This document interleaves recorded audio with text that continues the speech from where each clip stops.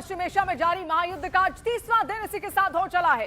जैसे जैसे दिन बीत रहे हैं वैसे वैसे युद्ध और ज्यादा खतरनाक रूप अख्तियार करता हुआ दिख रहा है और युद्ध में हूथी की एंट्री भी यहां पर हो चुकी है। इजरायल और अमेरिका की टेंशन और ज्यादा बढ़ गई है। हूथी विद्रोहियों ने इजरायल पर मिसाइलें दागकर अपने मंसूबे साफ कर दिए हैं, जिसके बीच अमेरिका ने बड़ा फैसला लेते हुए अपने युद्धपोत यूएसएस त्रिपोली को पश्चिम एशिया में तैनात कर दिया है। वहीं ट्रंप ने पहली बार माना है कि अमेरिकी युद्धपोत यूएसएस जेराल्ड का ईरान ने घेर कर शिकार किया था। वहीं ईरान के किलर ड्रोन ने इजरायल और अमेरिका के बेस पर हमले कर आतंक मचाया, जिससे इजरायल और अमेरिका को नई रणनीति बनाने पर मजबूर कर दिया गया। ये अलग अलग 5 तस्वीरें युद्ध से जुड़ी हुई हम आपको यहां पर दिखा रहे हैं। 30वां दिन आज हो चला है, अब भी युद्ध थमा नहीं है। देखिए, युद्ध शुरू करना तो बेहद आसान होता है, लेकिन उसको रोक पाना बहुत ज्यादा मुश्किल। इसका सबसे बड़ा सबक रूस और यूक्रेन के युद्ध से ही आप देख लीजिए। कितनी कोशिशें हो चुकी हैं, लेकिन अब तक ये युद्ध रुका नहीं है और ये युद्ध भी अमेरिका के ओर से ही शुरू किया गया है। और देखिए, हजारों अमेरिकी मरीन सैनिक पश्चिम एशिया इस वक्त पहुंच चुके हैं। पश्चिम एशिया पर अमेरिकी हमले को लेकर एक बड़ी खबर भी इस वक्त आ रही है। ईरान पर अमेरिका की हमले और ज्यादा तेज करने की तैयारी यहां पर शुरू हो चुकी है। पश्चिम एशिया पर यूएसएस त्रिपोली को तैनात कर दिया गया है। 3500 सैनिक इस वक्त स्टैंड बाय में लगातार पश्चिम एशिया में बने हुए हैं, जो कि अमेरिकी सैनिक हैं। और ऐसे में अब लगातार ईरान चेतावनी दे रहा था कि आप आइए, हमारे खार्ग आइलैंड पर हमला कीजिए, हम आपका इंतजार कर रहे हैं और हमारे ईरानी सैनिक आपके खून के प्यासे हैं, ये कहा गया था ईरान की ओर से। और उसी का एक तरीके से आप ये जवाब मान सकते हैं जो अमेरिका यहां पर देना चाह रहा है। अब अमेरिका ग्राउंड पर उतरकर अपने सैनिकों के साथ यहां पर इस ऑपरेशन को अंजाम देना चाहता है।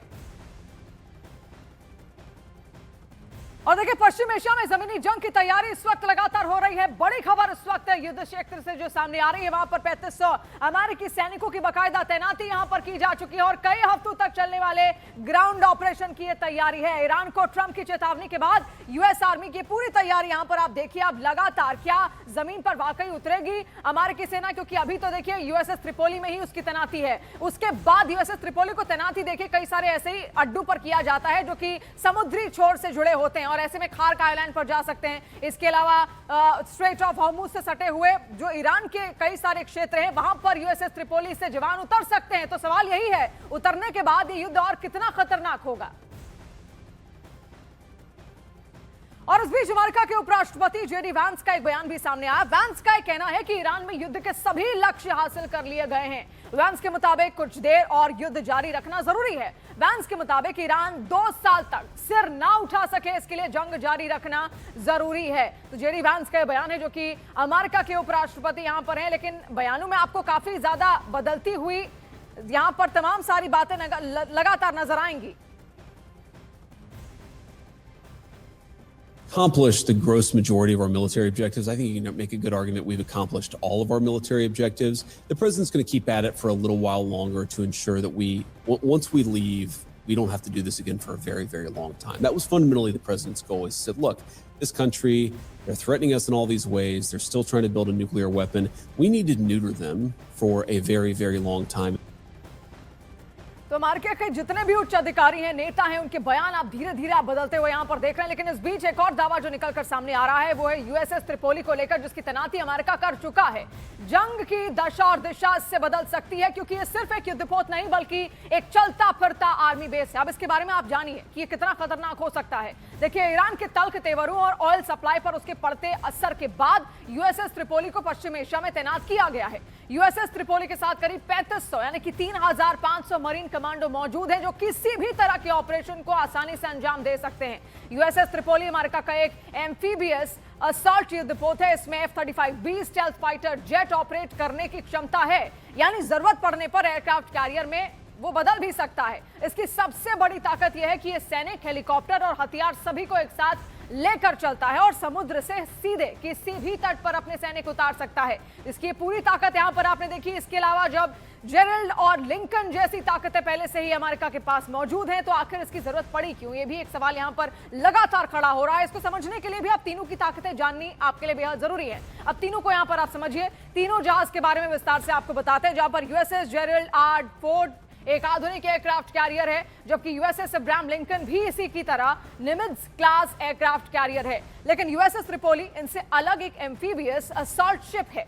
यूएसएस जेराल्ड R4 समंदर से दुश्मन पर बड़े हवाई हमले कर सकता है और लिंकन भी फाइटर जेट ऑपरेशन को अंजाम दे सकता है, जबकि यूएसएस त्रिपोली मरीन सैनिक ऑपरेशन में मददगार है। USS Gerald R Ford air power projection और लिंकन युद्ध अभियानों में एयर सपोर्ट देता है, जबकि इनसे अलग त्रिपोली समुद्र से सैनिकों को किसी भी तट पर उतारकर ऑपरेशन को अंजाम दे सकता है। और यह इसकी सबसे बड़ी खासियत भी है। यूएसएस जेरल्ड आर फोर्ड खुले समुद्र में कहीं से भी एयर स्ट्राइक कर सकता है। यूएसएस अब्राहम लिंकन दुश्मन को समुद्र से एयर कंट्रोल कर सकता है, लेकिन त्रिपोली किसी भी तट के नजदीक ऑपरेशन को अंजाम दे सकता है। तो ये तमाम खूबियां यहां पर आपने देखी और देखिए घेरेबंदी करने में तीनों ही यहां पर सक्षम है और इसी की तरह यूएसएस अब्राहम लिंकन लंबी दूरी की एयर स्ट्राइक को आसानी से अंजाम दे सकता है, लेकिन त्रिपोली के पास ताकत है कि वो अमेरिका के लिए जमीन पर सीधी कार्रवाई में बड़ा हथियार बन सकता है।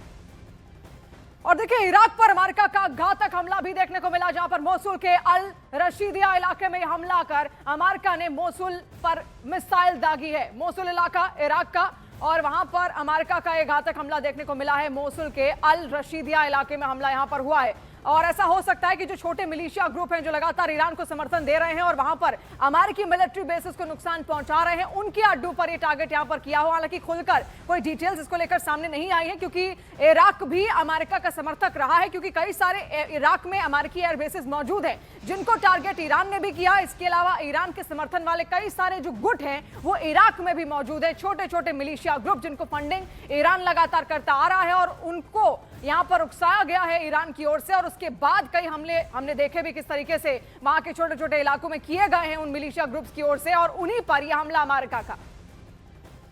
और देखिए रूस ने ईरान के ड्रोन को और अत्याधुनिक घातक बनाया। रूस ने ईरान को सौंपे एआई और एंटी जैमिंग तकनीक से लैस कई सारे ड्रोन, जहां पर महायुद्ध के बीच रूस और ईरान के बीच ड्रोन गठजोड़ देखने को मिला। अब और सटीक हमले लगातार ईरान इनके जरिए यहां पर कर सकता है। देखिए अपने ड्रोन्स के लिए पहले ही वो जाना जाता है। छोटे छोटे कई सारे ऐसे घातक ड्रोन ईरान ने तैयार किए हुए हैं जो आसानी से हमला कर सकते हैं, एक बार में कई दफा हमला कर सकते हैं, और अगर उनकी ओर से हमला किया गया तो उनको इंटरसेप्ट करना भी उतना ही ज्यादा मुश्किल है। और देखिए ईरान के खिलाफ ईरान और इजरायल के बीच 30 दिन से लगातार जंग यहां पर चल रही है, लेकिन आगे क्या होने वाला है? क्या हवाई हमलों के बाद अब लड़ाई मैदान में होने वाली है? क्योंकि ईरान ने इसके लिए तैयारी पूरी कर ली है। अगर जमीन पर जंग हुई तो क्या होगा, इस रिपोर्ट में आपको दिखाते हैं।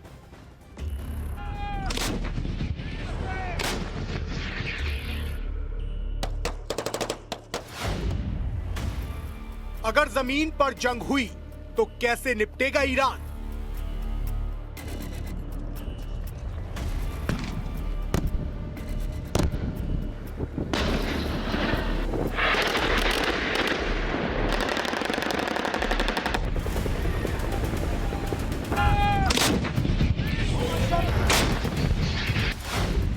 अगर ईरान, अमेरिका और इजराइल के बीच लड़ाई जमीन पर पहुंचती है तो तस्वीर हवा से बिल्कुल अलग हो सकती है।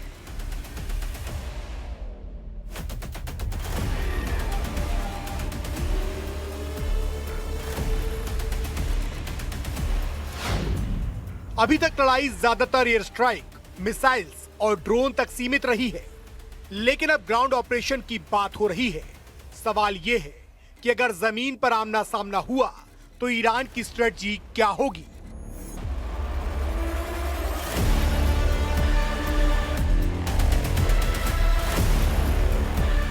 सबसे पहले ज्योग्राफी की बात। ईरान अपने इलाके को बहुत अच्छे से जानता है, चाहे वो मेनलैंड हो या फिर गल्फ के आइसलैंड, खार, लारक, अबू मूसा जैसे द्वीप ईरान तट के बेहद पास है। यानी अगर कोई फॉरेन ट्रॉप्स यहां उतरते हैं तो वो सीधे मिसाइल रेंज में आ जाते हैं।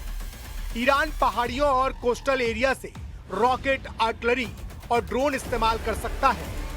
यही वजह है कि एक्सपर्ट मानते हैं कि आइसलैंड को कैप्चर करना आसान हो सकता है, लेकिन होल्ड करना ऑलमोस्ट इम्पॉसिबल है।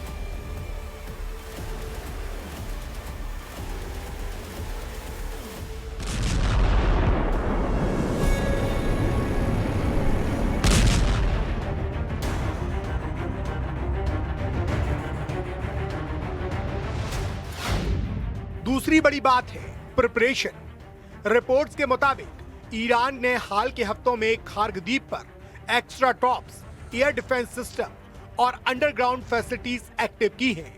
ये वही आइसलैंड है जहां से ईरान का करीब 90% ऑयल एक्सपोर्ट होता है।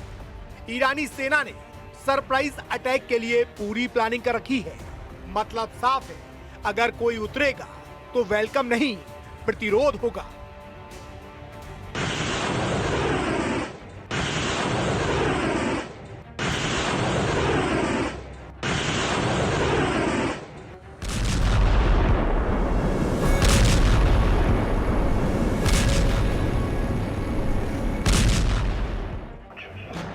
अब बात आती है air power versus ground power की। सच ये है कि अमेरिका की एयर सुपीरियरिटी काफी स्ट्रॉन्ग मानी जाती है, लेकिन इतिहास बताता है कि सिर्फ हवा के दम पर युद्ध नहीं जीता जाता। जमीन पर लड़ाई कंप्लीटली डिफेंस गेम है। ईरान ने 1980 के दशक में इराक के साथ लंबी ग्राउंड वॉर लड़ी है। उसी एक्सपीरियंस के साथ साथ ईरान ने अच्छी खासी तैयारी कर रखी है।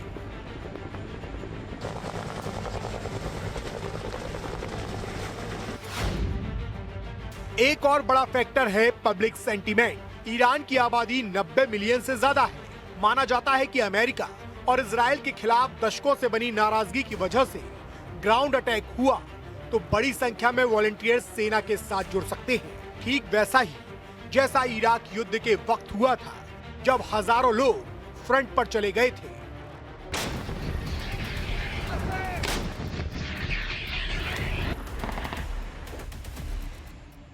एक्सपर्ट बताते हैं कि अगर ग्राउंड ऑपरेशन हुआ तो युद्ध लंबा ही नहीं बल्कि बहुत ज्यादा महंगा पड़ेगा, क्योंकि यूएस बेस पहले ही मिसाइल अटैक और ड्रोन अटैक झेल चुके हैं। बड़े वॉरशिप को भी पर्शियन गल्फ से पीछे हटना पड़ा।